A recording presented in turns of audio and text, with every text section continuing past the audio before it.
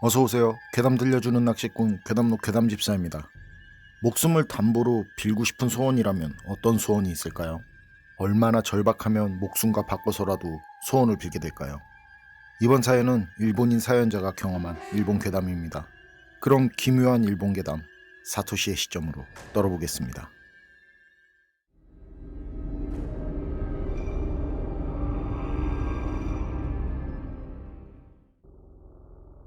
나의 외할머니는 믿음이 깊은 사람이었다. 어릴 적 군마현에 있는 외가에 가면 할머니는 어렸던 내 손을 잡고 자주 산기슭에 있는 신사에 데리고 갔다. 군마는 시야에 산이 들어오지 않는 곳이 없을 정도로 산이 많다. 그때도 그랬고 지금도 그렇고 외가도 집 바로 뒤에 산이다. 마을 인근의 무덤은 거의 다 외가 뒤 그 산 속에 있었고 촘촘히 붙어있는 무덤들 사이로 거미줄처럼 길이 나 있다. 외할머니가 금비라님이라 부르던 신사가 있었는데 그 신사로 말하자면 통나무 톨이 부서진 미닫이문, 군데군데 이빨 빠진 듯한 퇴마루, 누가 봐도 관리되고 있다고 말할 수 없는 상태. 하지만 외할머니는 수도 없이 그곳으로 나를 데리고 갔었다. 좁은 산길을 나는 껌딱지처럼 할머니에게 붙어 따라갔다. 외할머니는 그 금비라 신사를 매우 섬기고 있었다. 그때가 어렴풋한 기억으로 7월이나 8월경이었다고 생각된다. 오늘은 특별한 날이다. 그렇게 말한 외할머니는 신사 뒤편으로 나를 끌듯이 데리고 갔다. 처음 가본 신사의 뒤편은 낮인데도 어두웠다. 마치 해질녘 같았다. 그리고 그곳에는 한 사람이 겨우 지나갈 만한 굉장히 좁은 길이 이어져 있었다. 길을 따라 오르고 내리며 한참 나아가니 전방에 넓은 장소가 나왔다. 밝고 신비한 기운이 감도는 장소였다. 로마의 콜로세움을 반으로 갈라놓은 듯한 아주 큰 계단식 석단. 석단에는 종이가 달린 초리대, 접은 색종이 장식, 불화가 그려진 바람개비가 살랑거리며 부는 바람에 돌고 있었다. 나는 기분이 좋아져서 손을 합장하려고 하니 외할머니가 나를 말렸다. 그곳에는 영험한 산신이 계신다고. 때문에 소원을 막 빌면 안 된다는 외할머니. 그 산신은 소원을 빌며 꼭 그것을 이루게 해주지만 그 대신에 큰 대가를 요구하기 때문에 합장을 하지 말라고 했었다. 그곳에는 그 뒤에도 한 번 더 따라갔다. 내가 중학교에 진학하자마자 외할머니는 돌아가셨다. 사고 때문이었다. 매우 슬펐지만 너무나 갑작스러운 일이라 실감이 나지 않았다. 그렇게 시간은 흘렀고 나도 성장하고 철이 들어 엄마가 가끔씩 흘리는 정보로 외가댁이 상황을 알 수 있게 되었다. 외할머니가 돌아가시기 전 외삼촌은 자동차 정비회사를 차려 독립했다. 하지만 불황이 깊어져 상당히 힘들어하고 있었던 모양이었다. 불황이었다는 말에 놀랐다. 외삼촌은 고등학교에 진학한 나에게 아무에게도 말하지 말라며 슬쩍 100만 원을 준 적도 있기 때문이다. 그만큼 사업은 순조롭게 잘 되었다. 엄마 말에 의하면 외할머니의 죽음을 전후해서 적자의 연속이던 외삼촌의 공장은 상황이 나아지기 시작한 모양이었다. 나는 예전에 할머니와 함께 갔었던 소원을 들어주는 대신 큰 대가를 치러야 한다는 그 신비한 장소가 떠올랐다. 혹시나 외할머니는 그 장소에서 소원을 빌었던 것은 아닐까. 나는 어떻게 돼도 좋으니 내 자식놈의 회사가 잘 되게 해주세요라고. 필시 그랬을 것이라고 생각한 나는 이미 몇 년이나 발걸음을 하지 않은 그 신사에 한 번 더 가보고 싶다는 생각이 들었다. 이후 군마현에 가게 되었을 때 혼자서 신사로 향했다. 오랜만이라 조금 헤맸지만 그 신사에 당도했다. 하지만 내가 가고 싶었던 장소는 거기가 아니었다. 내가 가고 싶었던 곳은 어릴 적 외할머니에게 이끌려 갔었던 그 장소이다. 나는 뒤편으로 돌아갔다. 외할머니의 손을 잡고 간 그날처럼. 하지만 그곳에는 길이 없었다. 있던 흔적조차 없었다. 믿을 수가 없어서 몇 번이나 신사 주위를 돌아봤다. 그래도 없었다. 믿을 수 없었던 나는 그때 그 장소의 모습을 설명해가며 엄마에게, 외삼촌에게, 외할아버지에게, 외사촌들에게까지 돌아가며 물어봤다. 하지만 답은 하나였다. 그런 장소는 모른다였다. 나는 무서워졌다. 매우 무서워졌다. 기억을 떠올려가며 적고 있는 지금도 매우 무섭다. 그 이후 신사는 고사하고 뒷산 자체도 접근할 수 없게 되었다. 아니, 그것뿐만이 아니다. 모든 산길에서도 공포를 떠올리게 되었다. 그때 그 장소가 저 군마의 산속 어딘가에만 존재한다고 생각할 수 없게 되었다. 언제 어딘가에서 갑자기 그 장소를 만나게 될 것 같은, 그때는 나 자신의 목숨과 소원을 바꿔야 하는 것이라면 어떠한 소원도 빌지 않을 것이라고 생각했다. 하지만 지금은 꼭 그렇지만은 않다. 혹시 어떤 절박한 상황에서 다시 그 장소가 나타나서 마주하게 된다면 그렇게 생각하니 무서워진다. 일본인 사연자의 이야기는 여기까지인데요. 절박함, 간절함. 그런데 목숨을 걸면 소원을 들어준다? 절박하고 간절한 것도 안쓰러운데 그건 신이 아니라 악마 아닐까요? 자비가 없어, 자비가. 여러분 생각은 어떠세요? 판단은 여러분께 맡기겠습니다. 어서오세요. 괴담 들려주는 낚시꾼 괴담록 괴담집사입니다. 이번 이야기는 일본 전설과 관련된 일본인 사연자의 경험담인데요. 내용을 보니 그거 뭐냐? 욕심 부리지 마라? 자랑도 정도껏 해라? 뭐 그쯤 될 것 같은데요. 그럼 나름 교훈적인 일본 괴담 사토시 할아버지의 시점으로 떨어보겠습니다.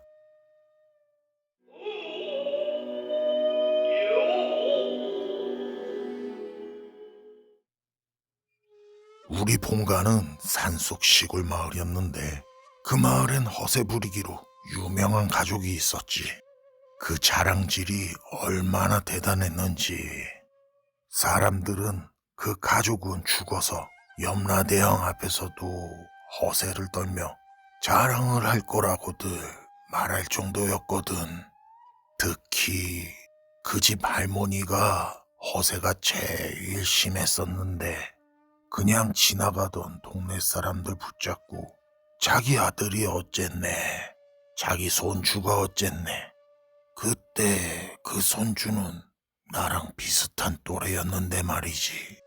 사실 그렇게 대단한 것도 없는 아이였는데 그렇게 만나는 사람마다 그 앞에서 아들의 손주 자랑을 했었어. 그래서 사람들은 그 집 식구들을 다 싫어했지만 그중 그 할머니를 가장 싫어했었지. 어느 날 그 할머니가 우리 할머니를 찾아와서는 자기네 집은 명문가니까 무덤을 좀 더 훌륭하게 단장하고 싶다고 하는 게야.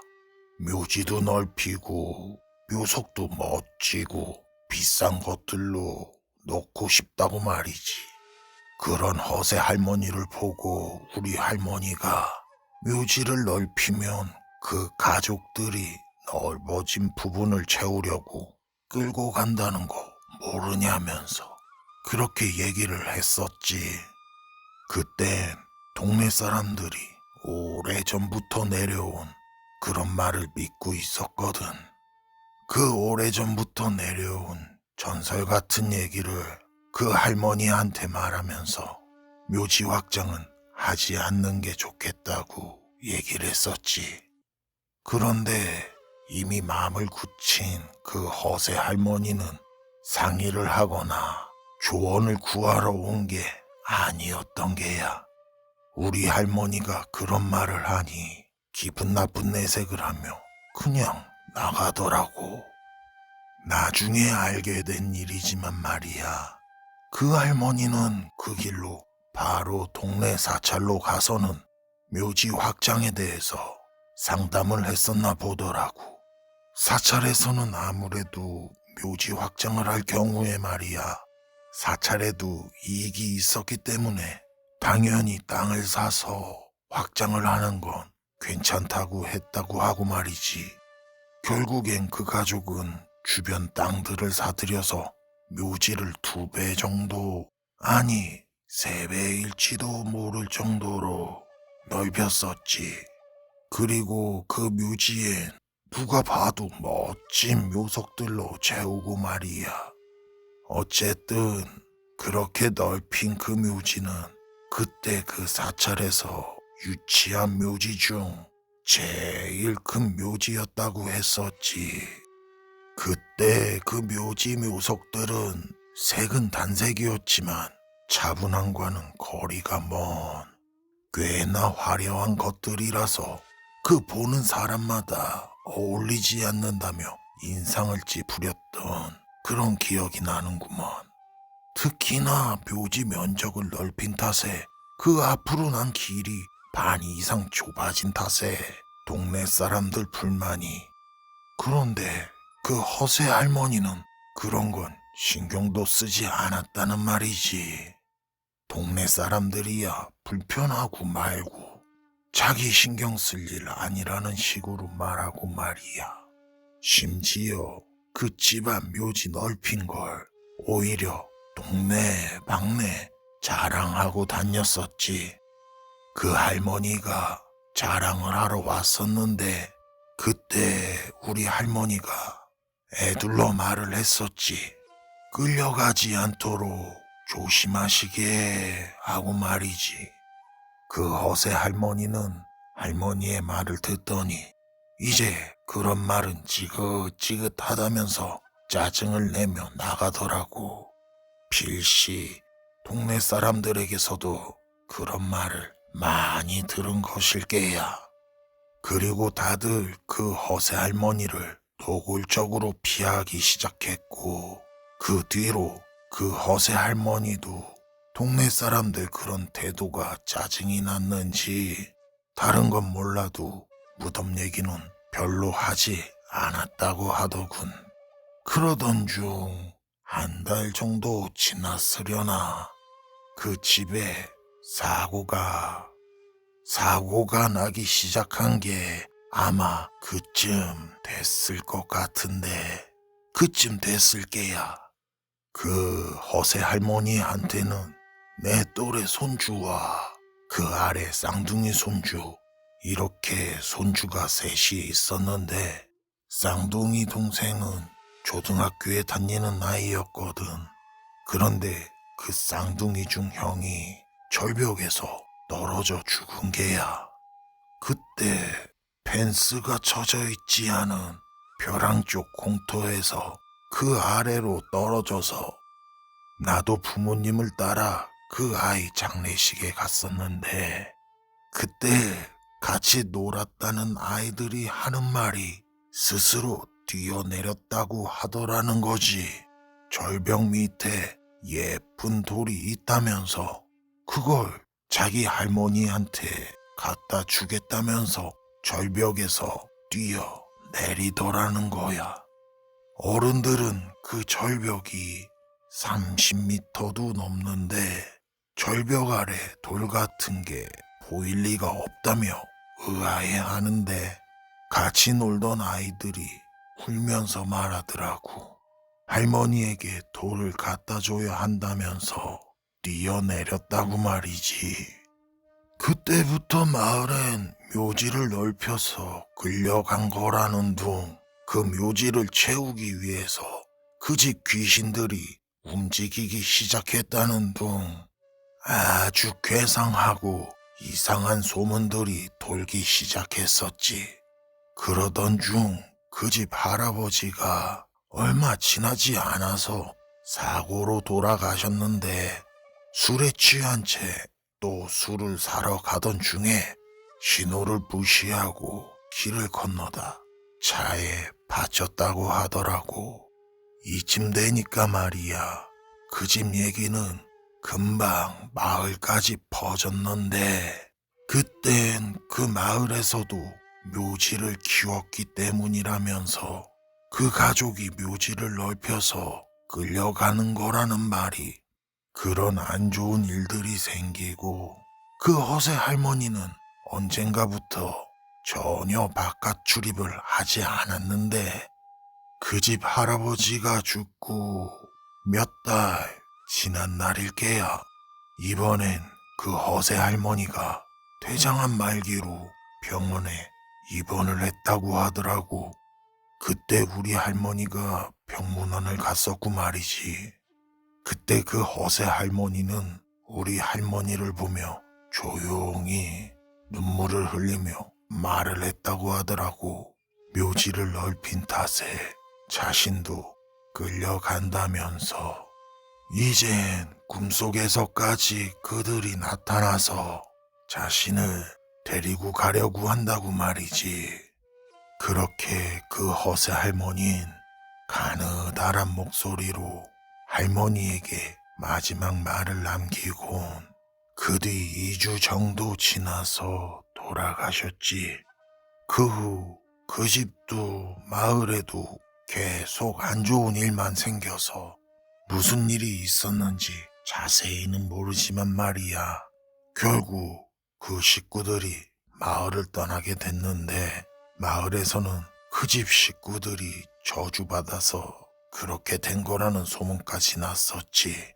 그리고 그 집 식구들이 떠난 뒤엔 우연일지도 모르지만 그렇게 빈번하게 생기던 나쁜 일들이 일어나지 않았었지. 할머니와 동네 사람들은 그 뒤로도 오랜 시간 그 집 식구들 얘기를 하면서 넓혀진 묘지만큼 채워진 개지 하고 말들을 하곤 했었지. 어쨌든 단순한 우연일지도 모르지만 이건 내가 어릴 적 직접 경험한 오래전부터 내려온 전설이 현실에서 실제로 일어난 것만 같은 정말 기묘하고 신기한 일이었지. 일본인 사연자의 이야기는 여기까지인데요. 넓힌 묘지 때문에 사람들을 데려간다? 혹시 못 봐줄 자랑질에 허세를 부리는 모습이 그 집 조상 귀신들이 볼 때 가문에 먹칠을 하고 다니니까 창피해서 데려간 건 아닐까요? 여러분 생각은 어떠세요? 판단은 여러분께 맡기겠습니다. 어서오세요. 괴담 들려주는 낚시꾼 괴담록 괴담집사입니다. 제가 경험한 것 중에 17년도니까 6년 전쯤 처음 가는 곳이었는데요. 새벽 1시 조금 넘은 시간이었고 산길 도로를 달릴 때였어요. 내비가 알려주는 갈라지는 길로 들어섰는데 커브를 돌자마자 그 내려가는 길 앞쪽에 집들이 몇 채 있더라고요. 그래서 이런 곳에도 집들이 있네 했었거든요. 그런데 그 집들에 가까워지면서 이제 자세히 보이는데 진짜 엄청난 폐가들이더라고요. 바로 뭐가 튀어나와서 달려들어도 하나 이상할 거 없는 그런 비주얼. 아마도 거기에 도로가 생기면서 집들 주인이 떠난 그런 집들이겠죠? 역시 뭐든지 사람 손이 닿지 않으면 그렇게 무섭게 변하는 것 같아요. 사람이든 동물이든 사물이든 그 사랑하는 마음으로. 이번 이야기는 직장 상사가 기묘한 동네를 경험했다는 기묘한 일본 괴담입니다. 그럼 일본인 사연자의 기묘한 일본 괴담 사토시의 시점으로 떨어보겠습니다.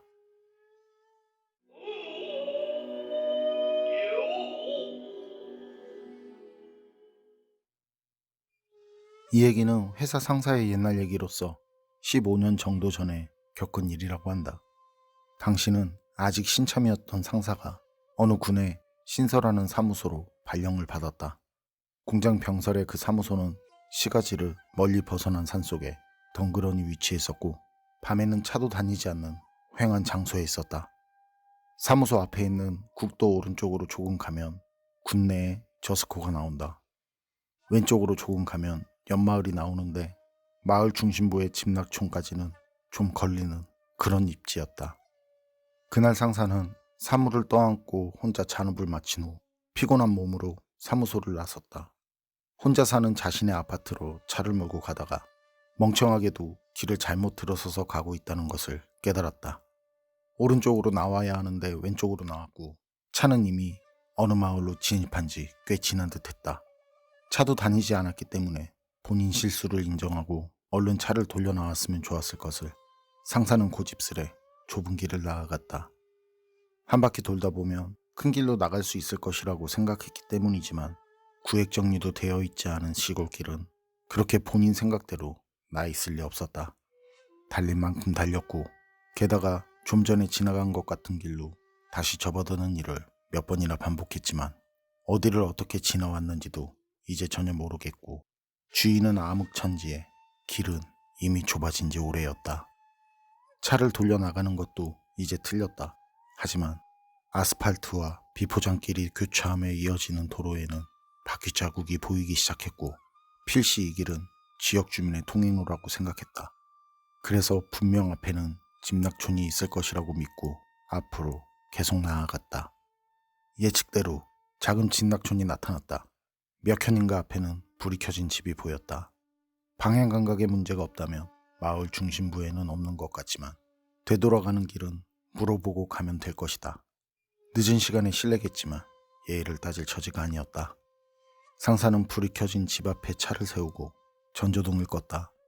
피우던 담배를 다 피우고 나서 결심을 하고 차를 내렸을 때 깜짝 놀랐다.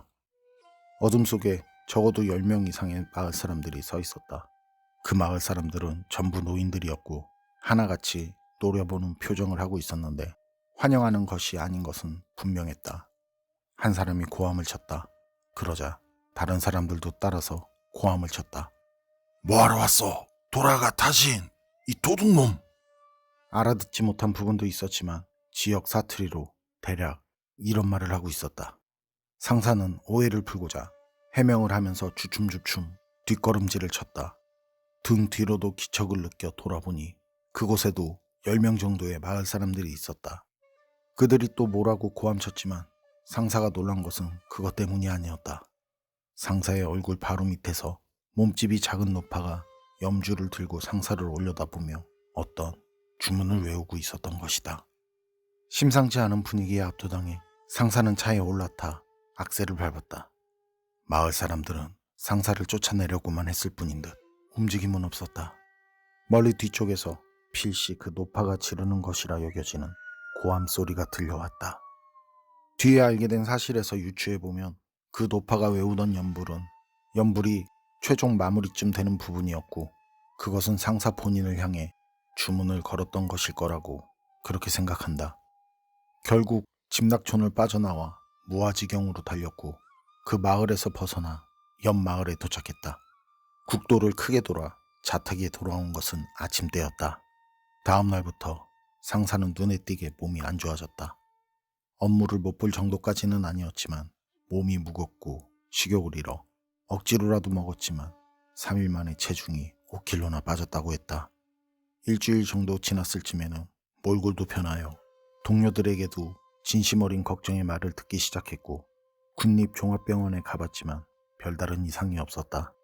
마을에서 겪은 일에 잠깐 쇼크를 먹은 것뿐이라고 생각하고 의욕이 없는 자신 스스로를 북돋우며 분발을 해봤지만 회복되지 않았다. 어느 날 군 사무소에 기업 입지 담당자를 방문해야 하는 용무가 생겼다. 군 사무소의 담당자는 젊고 나이도 비슷했기 때문에 친하게 지냈다. 술자리에서 그에게 영감이 있다는 이야기를 들었지만 그런 종류의 이야기를 믿지 않던 상사는 콧방귀를 뀌었던 모양이었다. 자리가 마무리될 쯤에 그 사람이 이런 말을 했다. 어쩌면 또 콧방귀를 낄지도 모르겠지만 건강에 관한 얘기니 진지하게 들어줬으면 좋겠다. 그 사람이 말하기를 상사의 건강은 저주에 의해 뭔가에 씌었기 때문으로 액풀이 불제를 받는 것이 좋을 듯하니 친분 있는 저를 소개해 주겠다고 했다. 상사는 그의 영감을 믿기 때문은 아니었지만 지푸라기라도 잡는 심정으로 그가 전화를 해둔 절로 향했다. 절의 주지는 차분한 모습으로 상사를 맞이해서 지극히 담담하게 불제를 치러주었다. 불제가 끝난 후 거짓말처럼 회복한 상사는 그래도 아직 저주에는 반신반의한 채로 그 집락촌에서 겪은 일을 주지에게 얘기했다. 주지는 그 집락촌이 토착 풍습을 지금까지도 완고하게 지켜오고 있다는 것을 알려주었다. 그 풍습이라는 것은 그 옛날 숙소를 빌려 들어온 타지인이 갓난아기를 납치한 사건을 발단으로 생겨난 집락촌의 작은 방어책이었는데 마을에 태어난 지 얼마 안 된 젖먹이가 있을 때는 외부인을 들이지 않는다는 것이었다.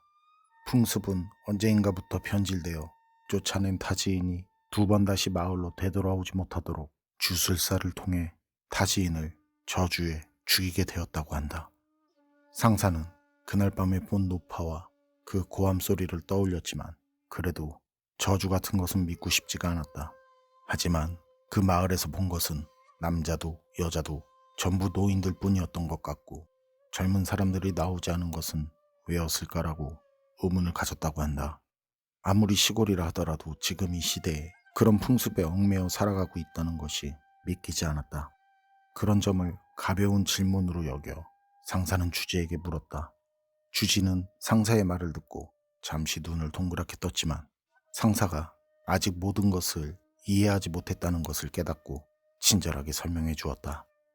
그 집낙초는 꽤 빠른 단계로 고령화가 진행됐고 남은 노인들은 완고하게 주위와의 교류를 거부하고 잊지도 않은 갓난아기를 지킨다는 명분으로 타지인을 터부시해오고 있었다는 것.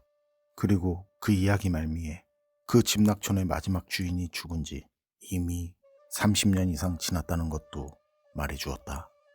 상사는 그 얘기를 들었을 때 온몸에 타고 흐르는 한기를 지금도 잊지 못한다고 했다. 그리고 이후 상사는 귀신의 존재를 믿게 되었다고 한다. 그리고 후일담, 군 사무소에 합동 상담회 같은 이벤트가 끝난 후에 군 담당자가 운전하는 차로 상사는 그 집낙촌으로 가봤던 모양이다. 물론 아직 해가 중천인 시간대 군 사무소 직원은 호들갑 떠는 스타일인 듯 했지만 상사는 진중한 편. 동승하고 있던 거래처 사람은 약간 들떠 있었다고 할까. 그날 밤에 간 길과는 아무래도 반대 방향으로 진입해 집낙촌에 도착한 듯 했지만 금방이라도 무너져 내릴 듯한 폐허뿐이었고 같은 장소라고는 믿기지 않았다고 한다. 하지만 집낙촌의 안까지 걸어서 돌아본 풍경은 그날 밤에 본 집낙촌이 틀림없었기 때문에 상사는 아연실색했다고 한다. 정확히는 그 확인까지 하고서 처음으로 귀신의 존재를 믿게 되었다고 한다. 군 사무소 직원은 끝까지 차에서 내리지 않았지만 그에게는 폐허의 어두운 곳에서 자신 쪽을 바라보는 마을 사람 몇 명이 보였다고 한다.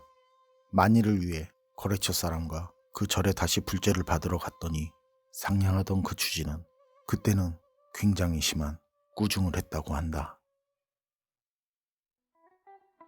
일본인 사연자의 이야기는 여기까지인데요. 모르는 마을에 들어가서 사람들을 만났는데 나중에 알고 보니 그 마을은 사람이 살지 않고 폐허가 된 지 30년도 넘은 마을이더라 이거죠. 그런데 상냥하던 주지 스님은 왜 나중엔 심한 꾸중을 했을까요? 여러분 생각은 어떠세요? 판단은 여러분께 맡기겠습니다. 괴담록 오늘 이야기는 여기까지입니다. 그럼 전 다음에 또 다른 사연으로 찾아뵙겠습니다. 늘 건강하시고 평온하세요. 함께 해주셔서 고맙습니다.